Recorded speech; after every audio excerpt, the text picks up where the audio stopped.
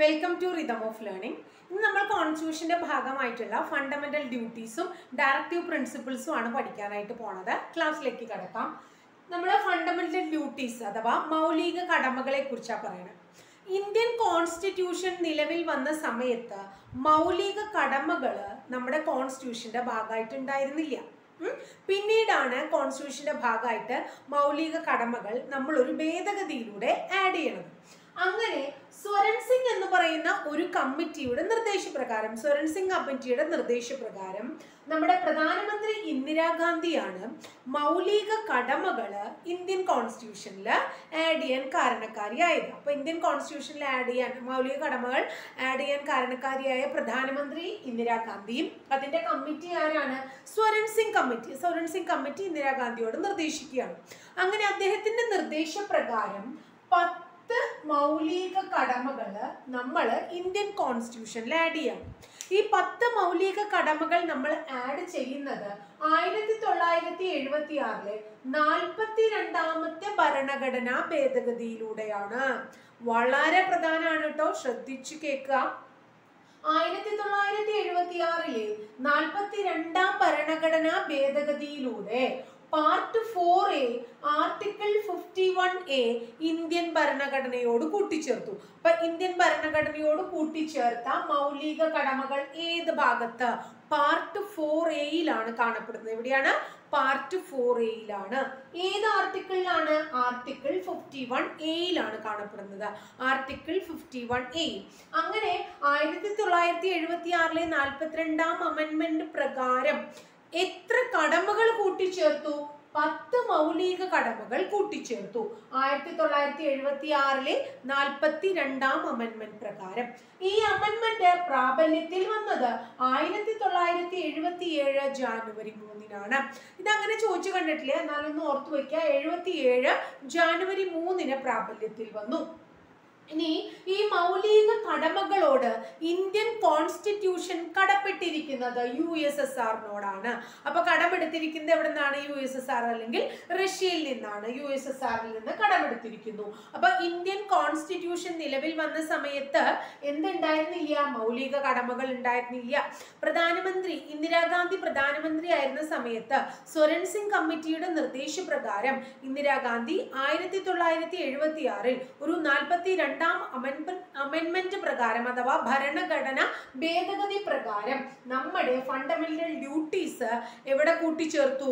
നമ്മുടെ ഭരണഘടനയിൽ കൂട്ടിച്ചേർത്തു. ഏത്? അത് ഭരണഘടനയിൽ മൗലിക കടമകൾ കാണപ്പെടുന്ന പാർട്ട് ഏതാണ്? പാർട്ട് 4A ആണ്. ആർട്ടിക്കിൾ ഏതാണ്? ആർട്ടിക്കിൾ 51A ആണ്. ഈ മൗലിക കടമകളോട് നമ്മൾ കടപ്പെട്ടിരിക്കുന്നത് ഏത് രാജ്യത്തോടാണ്? USSRനോടാണ്. എത്ര കടമകളാണ് കൂട്ടിച്ചേർത്തത്? 10 കടമകളാണ്. അമെൻമെന്റ് എത്രയാണ്? 42ാമത്തെ അമെൻമെന്റ് ആണ്. ഏതാണ് വർഷം? 1976 ആണ്. പ്രാബല്യത്തിൽ വന്നത് എന്നാണ്? 77 ജാനുവരി 3-നാണ്. റിപ്പീറ്റ് ചെയ്ത് പറയുമ്പോൾ നിങ്ങൾക്ക് ബോറടിക്കണ്ടോ? എത്ര പ്രാവശ്യം പറയണു അത്രയും നമ്മുടെ മനസ്സിൽ പതിയും. അതിന് വേണ്ടിയിട്ടാണ് കേട്ടോ. ഇനി നോക്കൂ, ഇനി അപ്പൊ 10 ഉണ്ടായിരുന്നുള്ളൂ. പക്ഷെ ഇപ്പോ ഭരണഘടനയിൽ 11 ഫണ്ടമെന്റൽ ഡ്യൂട്ടീസ് ഉണ്ട്. 11 മൗലിക കടമകൾ ഉണ്ട്. ആ 11ാമത്തെ കടമ 2002 86ാമത്തെ അമെൻമെന്റ് പ്രകാരം 93ാം ബില്ല് പ്രകാരം കൂട്ടിച്ചേർത്തു.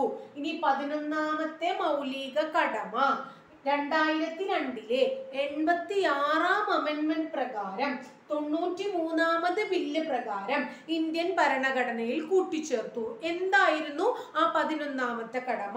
6 മുതൽ 14 വയസ്സ് വരെയുള്ള കുട്ടികൾക്ക് വിദ്യാഭ്യാസം കൊടുക്കുക എന്നത് അല്ലെങ്കിൽ വിദ്യാഭ്യാസ സാഹചര്യം ഒരുക്കുക എന്നത് മാതാപിതാക്കളുടെ കടമയാണ് എന്നുള്ളതാണ് 86ാം അമെൻമെന്റ് പ്രകാരം ഭരണഘടനയിൽ നമ്മൾ എഴുതി ചേർത്തത്. നെക്സ്റ്റ് വൺ, ഈ മൗലിക കടമകള് നമുക്ക് ഒരിക്കലും ഒരിക്കലും കോടതിയിലൂടെ സ്ഥാപിച്ചെടുക്കാനായിട്ട് സാധിക്കില്ല. മൗലിക കടമകൾ ഒരിക്കലും കോടതിയിലൂടെ സ്ഥാപിച്ചെടുക്കാൻ സാധിക്കില്ല. മൗലിക കടമകൾ നടപ്പിലാക്കുന്നതിനുള്ള നിയമവ്യവസ്ഥകളുടെ നിലനിൽപ്പിനെ കുറിച്ച് പരിശോധിക്കാൻ നമ്മൾ ഒരു കമ്മിറ്റിയെ നിയോഗിച്ചു. കമ്മിറ്റിയുടെ പേര് ജസ്റ്റിസ് JS വർമ്മ എന്നാണ്. കമ്മിറ്റിയുടെ പേര് ജസ്റ്റിസ് JS വർമ്മ എന്നാണ്. ഒന്നുകൂടെ ഞാൻ ഫണ്ടമെന്റൽ ഡ്യൂട്ടീസ് അഥവാ മൗലിക കടമകളെ കുറിച്ച് പറയാണ്. മൗലിക കടമകൾ അഥവാ ഫണ്ടമെന്റൽ ഡ്യൂട്ടീസ് ഇന്ത്യൻ ഭരണഘടന നിലവിൽ വരുമ്പോൾ ഭരണഘടനയിൽ ഇല്ലായിരുന്നു. പിന്നീട് പ്രധാനമന്ത്രി ഇന്ദിരാഗാന്ധി പ്രധാനമന്ത്രിയായിരിക്കെ സ്വരൺ സിംഗ് കമ്മിറ്റിയുടെ നിർദ്ദേശപ്രകാരമാണ് 10 മൗലിക കടമകൾ ഇന്ദിരാഗാന്ധി ഭരണഘടനയിൽ കൂട്ടിച്ചേർത്തത്. അത് 1976 42ാം അമെൻമെന്റ് പ്രകാരമാണ്. ഈ അമെൻമെന്റ് പ്രകാരം പാർട്ട് 4A ആർട്ടിക്കിൾ 51A മൗലിക കടമകൾ കാണപ്പെടുന്നത്. അന്ന് 10 മൗലിക കടമകളാണ് ഉണ്ടായിരുന്നത്. ഈ മൗലിക കടമകളോട് നമ്മൾ കടപ്പെട്ടിരിക്കുന്നത് USSRനോടാണ്. ഈ മൗലിക കടമകൾ 10 കടമകൾ 76 അമെൻമെന്റ് പ്രകാരം കൂട്ടിച്ചേർത്ത 10 കടമകൾ 77 ജാനുവരി 3 മുതൽ പ്രാബല്യത്തിൽ വന്നു. നെക്സ്റ്റ് വൺ 11ാമത്തെ ഒരു മൗലിക കടമ 2002 86ാമത്തെ അമെൻമെന്റ് പ്രകാരം 93ാമത്തെ ബില്ല് പ്രകാരം നമ്മൾ കൂട്ടിച്ചേർത്തു. അത് 6 വയസ്സ് മുതൽ 14 വയസ്സ് വരെയുള്ള കുട്ടികൾക്ക് വിദ്യാഭ്യാസം നൽകേണ്ടത് ആരുടെ കടമയാണ് എന്നുള്ളതാണ്? മാതാപിതാക്കളുടെ കടമയാണ് എന്നുള്ളതാണ് ഈ 11ാമത്തെ മൗലിക കടമയായിട്ട് പറയുന്നത്. ഇനി ഈ മൗലിക കടമകൾ ഒന്നും തന്നെ കോടതിയിലൂടെ സ്ഥാപിച്ചെടുക്കാനായിട്ട് നമുക്ക് സാധിക്കില്ല. നെക്സ്റ്റ് വൺ മൗലിക കടമകൾ നടപ്പിലാക്കുന്നതിനുള്ള നിയമവ്യവസ്ഥകളെ കുറിച്ച് പഠിക്കാൻ അല്ലെങ്കിൽ അതിന്റെ നിലനിൽപ്പിനെ കുറിച്ച് പഠിക്കാനും പരിശോധിക്കാനും നിയമിച്ച കമ്മിറ്റിയുടെ പേര് justice JS Varma committee. Justice JS Varma committee. Clear ആയെന്ന് വിചാരിക്കണം. അപ്പൊ നെക്സ്റ്റ് നമുക്ക് നോക്കാം ഡയറക്റ്റീവ് പ്രിൻസിപ്പിൾസ്. ഓക്കെ, അപ്പൊ നമുക്ക് നിർദ്ദേശക തത്വങ്ങൾ നോക്കിയാലോ. എന്താ നിർദ്ദേശക തത്വങ്ങൾ എന്ന് പറഞ്ഞിട്ടുണ്ടെങ്കിൽ, നിർദ്ദേശക തത്വങ്ങൾ എന്നാൽ ഇന്ത്യയിലത്തെ കാര്യം പറയുകയാണെങ്കിൽ ഇന്ത്യയെ ഒരു ക്ഷേമ രാഷ്ട്രമായി ഉയർത്തുക എന്ന് പറയുന്ന ലക്ഷ്യത്തോടു കൂടി തേജ് ബഹാദൂർ സപ്രു കമ്മിറ്റിയുടെ നിർദ്ദേശപ്രകാരം കോൺസ്റ്റിറ്റ്യൂഷനിൽ കൂട്ടിച്ചേർത്തതാണ് എന്ന് പറഞ്ഞിട്ടുണ്ടെങ്കിൽ നിർദ്ദേശക തത്വങ്ങൾ എന്ന് പറഞ്ഞാൽ എന്താണെന്നും കൂടെ പറയാം. അതായത് ഇന്ത്യയെ ഒരു ക്ഷേമ രാഷ്ട്രമായി ഉയർത്തുക എന്ന ലക്ഷ്യത്തോടെ തേജ് ബഹാദൂർ സപ്രു കമ്മിറ്റിയുടെ നിർദ്ദേശപ്രകാരം ഇന്ത്യൻ ഭരണഘടനയിൽ കൂട്ടിച്ചേർത്തതാണ് നിർദ്ദേശക തത്വങ്ങൾ അഥവാ ഡയറക്റ്റീവ് പ്രിൻസിപ്പിൾസ്. എന്താ ഒരു ക്ഷേമരാഷ്ട്രം? ഇന്ത്യയെ മാറ്റി നിർത്തുക. ഒരു ക്ഷേമരാഷ്ട്രം എന്ന് പറഞ്ഞു കഴിഞ്ഞിട്ടുണ്ടെങ്കിൽ ക്ഷേമരാഷ്ട്രത്തിന് ഇന്ത്യ ഒരു ക്ഷേമരാഷ്ട്രമാണോ എന്നുള്ളതല്ല. ക്ഷേമരാഷ്ട്രത്തിന് ഡെഫിനേഷൻ കൊടുത്തു കഴിഞ്ഞാൽ എന്താ ഒരു ഡെഫിനേഷൻ എങ്ങനെയാ കൊടുക്കുക? അതായത് ഏത് രാജ്യം ആയിക്കോട്ടെ ആ രാജ്യത്ത് താമസിക്കുന്ന ഓരോ പൗരന്റെയും ക്ഷേമത്തെ ഉദ്ദേശിച്ച് നിയമങ്ങൾ കൊണ്ടുവരികയും അത് നടപ്പിലാക്കുകയും ചെയ്യുമ്പോഴാണ് ആ രാഷ്ട്രം എന്തായി മാറുന്നത്? ഒരു ക്ഷേമരാഷ്ട്രമായി മാറുന്നത്. അതായിരുന്നു തേജ് ബഹാദൂർ സപ്രു ഈ ഡയറക്റ്റീവ് പ്രിൻസിപ്പിൾസ് ഭരണഘടനയിൽ കൂട്ടിച്ചേർക്കാനായിട്ട് ഇത്രയും ഇമ്പോർട്ടൻസ് കൊടുത്തത്, അല്ലെങ്കിൽ അദ്ദേഹം നിർദ്ദേശം കൊടുക്കാനുള്ള കാരണം. ഇനി ഡയറക്റ്റീവ് പ്രിൻസിപ്പിൾസ് ഭരണഘടനയിൽ ഉൾപ്പെടുത്തിയ ലോകത്തെ തന്നെ ആദ്യത്തെ രാജ്യമാണ് സ്പെയിൻ. ഡയറക്റ്റീവ് പ്രിൻസിപ്പിൾസ് ഭരണഘടനയിൽ ഉൾപ്പെടുത്തിയ ലോകത്തിലെ തന്നെ ആദ്യ രാജ്യമാണ് സ്പെയിൻ. നമ്മൾ ഇങ്ങനെ ഒരു ആശയം അല്ലെങ്കിൽ പ്രിൻസിപ്പിൾസ് ഭരണഘടനയിൽ ഉൾപ്പെടുത്താൻ കടപ്പെട്ടിരിക്കുന്നത് ആരോടാണ്? അയർലൻഡിനോടാണ്. അപ്പൊ അയർലൻഡ് ഭരണഘടനയോടാണ് നമ്മൾ കടപ്പെട്ടിരിക്കുന്നത്, അല്ലെങ്കിൽ നമ്മൾ കടം കൊണ്ടിരിക്കുന്നത് അയർലൻഡിൽ നിന്നാണ് തേജ് ബഹാദൂർ സപ്രു കമ്മിറ്റിയുടെ നിർദ്ദേശപ്രകാരം. ഈ ഡയറക്റ്റീവ് പ്രിൻസിപ്പിൾസ് അഥവാ നിർദ്ദേശക തത്വങ്ങൾ എവിടെ കാണപ്പെടുന്നു? ഇന്ത്യൻ കോൺസ്റ്റിറ്റ്യൂഷനിൽ പാർട്ട് 4 കാണപ്പെടുന്നു. വളരെ പ്രധാനമാണ്. പാർട്ട് 4-ൽ കാണപ്പെടുന്നു. ആർട്ടിക്കിൾ 36 മുതൽ 51 വരെയാണ് എന്തിനെ കുറിച്ച് പറയുന്നത്? ഡയറക്റ്റീവ് പ്രിൻസിപ്പിൾസിനെ കുറിച്ച് പറയുന്നത്. ആർട്ടിക്കിൾ 36 മുതൽ 51 വരെ. ഓരോ ടോപ്പിക് കൊടുക്കുമ്പോൾ ഞാൻ ആർട്ടിക്കിൾ ഇത്ര തൊട്ട് ഇത്ര വരെ എന്ന് പറയണേ ഉള്ളൂ. ആ ആർട്ടിക്കിൾസിനെ കുറിച്ച് ഇവിടെ പറയില്ല. ആർട്ടിക്കിൾസിന്റെ തന്നെ വളരെ ഇമ്പോർട്ടന്റ് ആയിട്ടുള്ള ആർട്ടിക്കിൾസിന്റെ തന്നെ മാത്രം നമുക്കൊരു ക്ലാസ്, അതുപോലെ തന്നെ അമെന്റ്മെന്റ്സിന്റെ തന്നെ മാത്രമായിട്ട് ഒരു ക്ലാസ് നമുക്ക് വീഡിയോ ഞാൻ അപ്ലോഡ് ചെയ്യാം കേട്ടോ. അപ്പൊ ശ്രദ്ധിക്കൂ, ആർട്ടിക്കിൾ 36 മുതൽ 51 വരെയുള്ള പാർട്ട് 4-ലാണ് എന്തിനെ കുറിച്ച് പറയുന്നത്? ഭരണഘടനയിൽ നിർദ്ദേശക തത്വങ്ങളെ കുറിച്ച് പറയുന്നത്. ഇനി നോക്കുക, ഗാന്ധിജിയുടെ എപ്പോഴും അദ്ദേഹത്തിന്റെ ഒരു ആഗ്രഹമായിരുന്നു ഇന്ത്യയെ ഒരു ക്ഷേമരാഷ്ട്രമാക്കി മാറ്റണം എന്നുള്ളത്. അപ്പൊ ഗാന്ധിജിയുടെ ക്ഷേമരാഷ്ട്ര സങ്കല്പം ഉൾക്കൊള്ളിച്ചിരിക്കുന്ന ഇന്ത്യൻ ഭരണഘടനയുടെ ഭാഗം എന്നൊരു ചോദ്യം വരാച്ച ഭാഗം ഏതാണ്? പാർട്ട് 4 ആണ്.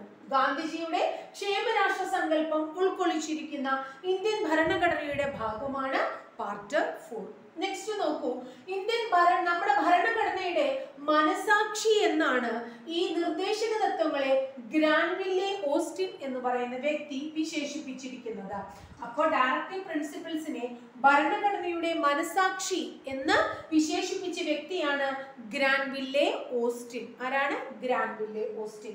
ഇനി നമ്മൾ ഈ ഡയറക്റ്റീവ് പ്രിൻസിപ്പിൾസിനെ വിശേഷിപ്പിക്കുകയാണ് ഇന്ത്യൻ ഭരണഘടനയുടെ ഓപ്പറേറ്റീവ് വിഭാഗം. ഇന്ത്യൻ ഭരണഘടനയുടെ ഓപ്പറേറ്റീവ് വിഭാഗം എന്ന് വിളിക്കുന്നു. നെക്സ്റ്റ് വൺ, രാജ്യത്തിന്റെ തന്നെ ഭരണത്തിന്റെ അടിസ്ഥാനമാണ് എന്തെന്നും പറയുന്നു? നിർദ്ദേശക തത്വങ്ങൾ എന്ന് പറയുന്നു. അപ്പൊ രാജ്യത്തിന്റെ ഭരണത്തിന്റെ അടിസ്ഥാനം എന്ന് ചോദിച്ചാൽ നിർദ്ദേശക തത്വങ്ങളാണ്. ഇന്ത്യൻ ഭരണഘടനയുടെ ഓപ്പറേറ്റീവ് വിഭാഗം എന്ന് ചോദിച്ചു കഴിഞ്ഞാൽ നിർദ്ദേശക തത്വങ്ങളാണ്. ഭരണഘടനയുടെ മനസാക്ഷി എന്ന് ഗ്രാൻവില്ലെ ഓസ്റ്റിൻ വിശേഷിപ്പിച്ചത് ഏതിനെയാണെന്ന് ചോദിച്ചു കഴിഞ്ഞാലും നിർദ്ദേശക തത്വങ്ങളെയാണ്. ഇനി ഗാന്ധിയൻ, സോഷ്യലിസ്റ്റ്, ലിബറൽ എന്നിങ്ങനെ മൂന്നായി ഏതിനെ തരംതിരിച്ചിരിക്കുന്നു? നിർദ്ദേശക തത്വങ്ങളെ തരംതിരിച്ചിരിക്കുന്നു. നിർദ്ദേശക തത്വങ്ങളെ ഗാന്ധിയൻ, സോഷ്യലിസ്റ്റ്, ലിബറൽ എന്നിങ്ങനെ മൂന്നായി തരംതിരിച്ചിരിക്കുന്നു. ഇതൊക്കെ പറയുകയാണെങ്കിലും നിർദ്ദേശക തത്വങ്ങൾ ഒരിക്കലും ന്യായവാദത്തിന് അർഹമല്ല. അതായത് ഏത് ഗവൺമെന്റ് ആണോ ആ രാജ്യത്ത് ഭരിക്കുന്നത്, ആ ഗവൺമെന്റ് ആ രാജ്യത്തെ ക്ഷേമരാഷ്ട്രമാക്കാൻ വേണ്ടിയിട്ടുള്ള കാര്യങ്ങളൊക്കെ ചെയ്യണം എന്ന് മാത്രമേ പറയുന്നുള്ളൂ. അപ്പൊ അതുകൊണ്ട് തന്നെ ഇത് ന്യായവാദത്തിന് അർഹമല്ല. കൂടാതെ ഇത് നടപ്പിലാക്കാൻ, അതായത് ഡയറക്റ്റീവ് പ്രിൻസിപ്പിൾസ് നടപ്പിലാക്കാൻ കോടതികൾക്ക് അധികാരവുമില്ല. ഇതൊക്കെ ആണെങ്കിൽ കൂടി നോക്കൂ, ഡയറക്റ്റീവ് പ്രിൻസിപ്പിൾസ് വിസ്മരിച്ച് ഭരണം നടത്തുന്ന ഗവൺമെന്റിന് തിരഞ്ഞെടുപ്പ് സമയത്ത് വോട്ടർമാരുടെ മുൻപാകെ സമാധാനം പറയേണ്ടി വരും എന്ന് അന്ന് B.R. അംബേദ്കർ എഴുതി വെച്ചിട്ടുണ്ട്. മനസ്സിലായോ? അദ്ദേഹം പറയാണ്, ഡോക്ടർ B.R. അംബേദ്കർ പറയാണ്, ഡയറക്റ്റീവ് പ്രിൻസിപ്പിൾസ് ഇപ്പൊ അത് നിർബന്ധമൊന്നുമില്ല, കോടതി ചോദിക്കൊന്നുമില്ല, നിങ്ങൾക്ക് ഇഷ്ടമുള്ള പോലെ ചെയ്യാമെന്നൊക്കെയാണ്. കാരണം നമ്മളൊരു രാജ്യം ഭരിക്കുമ്പോൾ അത് രാജാവായിക്കോട്ടെ, മന്ത്രിമാരായിക്കോട്ടെ, ആരായിക്കോട്ടെ, ഭരിക്കുമ്പോൾ അവിടുത്തെ ജനങ്ങളുടെ ക്ഷേമമാണ് നമ്മള് നടത്തേണ്ടത് അല്ലെ. ഇനി അങ്ങനെയല്ല, നമ്മൾ അത് വിസ്മരിച്ച് ഭരണം നടത്തി കഴിഞ്ഞ് 5 വർഷം അല്ലെങ്കിൽ എത്ര വർഷം ഓരോ രാജ്യത്തുള്ള വർഷം അവരുടെ കാലാവധി തീരുമ്പോൾ വീണ്ടും ആരുടെ അടുത്തേക്ക് തന്നെ വരേണ്ടി വരും? പൊതുജനങ്ങളുടെ അടുത്തേക്ക് തന്നെ വരേണ്ടി വരും. അപ്പോൾ ആ സമയത്ത് ആ വോട്ടർമാരുടെ മുമ്പാകെ നമ്മൾ എന്ത് പറയേണ്ടി വരും? സമാധാനം പറയേണ്ടി വരും എന്ന് പറഞ്ഞ വ്യക്തിയാണ് ആര്? Doctor B.R. അംബേദ്കർ. ക്ലിയർ ആയോ നിങ്ങൾക്ക് ഡയറക്റ്റീവ് പ്രിൻസിപ്പിൾസ്? അപ്പോൾ ഒരു ക്ഷേമരാഷ്ട്രമായി ഉയർത്തുക എന്ന് പറയുന്ന ലക്ഷ്യത്തോടു കൂടി തേജ് ബഹാദൂർ സുപ്രു കമ്മിറ്റിയുടെ നിർദ്ദേശപ്രകാരം ഇന്ത്യൻ ഭരണഘടനയിൽ പാർട്ട് 4-ൽ ആർട്ടിക്കിൾ 36 മുതൽ 51 വരെ കൂട്ടിച്ചേർത്തതാണ് നിർദ്ദേശക തത്വങ്ങൾ. ലോകത്ത് തന്നെ ആദ്യമായി നിർദ്ദേശക തത്വങ്ങൾ ഭരണഘടനയിൽ കൂട്ടിച്ചേർത്തത് സ്പെയിൻകാരാണെങ്കിൽ നമ്മൾ കടപ്പെട്ടിരിക്കുന്നത് അയർലൻഡുകാരോടാണ്. ഇന്ത്യ കടപ്പെട്ടിരിക്കുന്നത് അയർലൻഡുകാരോടാണ്. ഗാന്ധിജിയുടെ ക്ഷേമരാഷ്ട്ര സങ്കല്പം ഉൾക്കൊള്ളിച്ചിരിക്കുന്ന ഭരണഘടനാ ഭാഗം എന്ന് ചോദിച്ചു കഴിഞ്ഞാലും നമ്മൾ നിർദ്ദേശക തത്വങ്ങൾ ഉൾക്കൊള്ളുന്ന പാർട്ട് 4 പറയണം. ഇനി ഭരണഘടനയുടെ മനസാക്ഷി എന്ന് ഗ്രാൻവില്ലെ ഓസ്റ്റിൻ വിശേഷിപ്പിച്ചത് നിർദ്ദേശക തത്വങ്ങളെയാണ്.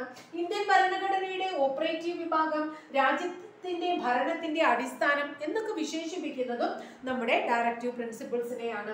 ഗാന്ധിയൻ, സോഷ്യലിസ്റ്റ്, ലിബറൽ എന്നിങ്ങനെ മൂന്നായി തിരിക്കുന്നതും ഡയറക്റ്റീവ് പ്രിൻസിപ്പിൾസിനെയാണ്.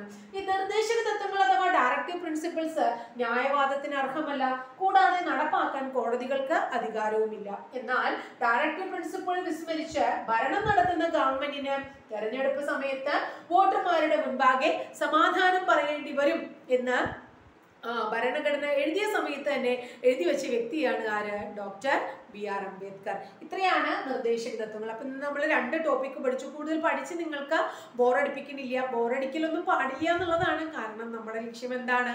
ജോലി നേടുക എന്നുള്ളതാണ്. പക്ഷേ എന്നിരുന്നാൽ കൂടെ നിങ്ങൾ ഭംഗിയായിട്ട് എന്താ പറയുക, ഒരിക്കലും ഒരു ബോറടിയൊന്നും ഇല്ലാതെ വീണ്ടും വീണ്ടും ക്ലാസ് കേട്ടൊക്കെ ഭംഗിയായിട്ട് പഠിക്കുക കേട്ടോ. പഠിച്ചിരുന്നാൽ മാത്രമാണ് നമുക്ക് എന്ത് നേടാൻ പറ്റുള്ളൂ? നല്ല ലിസ്റ്റിൽ നേടാൻ പറ്റുള്ളൂ. വെറുതെ തലേദിവസം മാത്രം പഠിച്ച് നമ്മൾ വായിച്ചു വെച്ച് പോയാൽ ആകെ കൺഫ്യൂഷൻ ആവും. അപ്പം 3, 4, 5 പ്രാവശ്യം എത്രമാത്രം നമുക്ക് റിവിഷൻ ചെയ്യാൻ പറ്റുന്നു അത്രയും നിങ്ങൾ റിവിഷൻ ചെയ്യാനുമായിട്ട് ശ്രദ്ധിച്ചു നോക്കുക കേട്ടോ. അപ്പൊ ക്ലാസ് ഇഷ്ടപ്പെട്ടുവെങ്കിൽ തീർച്ചയായിട്ടും ലൈക്ക് ചെയ്യുന്നതോടൊപ്പം കൂട്ടുകാർക്ക് ഷെയർ ചെയ്ത് കൊടുക്കുക. ആദ്യമായിട്ട് കാണുന്ന കൂട്ടുകാരാണെങ്കിൽ സബ്സ്ക്രൈബ് ചെയ്യുക. അതുപോലെ തന്നെ ബെല്ലൈക്കൺ കൂടി ക്ലിക്ക് ചെയ്യുക. അപ്പോഴാണ് നമുക്ക് ഓരോ ദിവസം അപ്ലോഡ് ചെയ്യുന്ന വീഡിയോസ് നോട്ടിഫിക്കേഷൻ രൂപത്തിൽ കിട്ടുകയുള്ളൂ. അപ്പൊ ഇത്രയും പറഞ്ഞുകൊണ്ട് ഇന്നത്തെ ക്ലാസ് തീരാണ്. നാളെ നമുക്ക് നല്ലൊരു ക്ലാസ്സുമായിട്ട് വീണ്ടും കാണാം കേട്ടോ.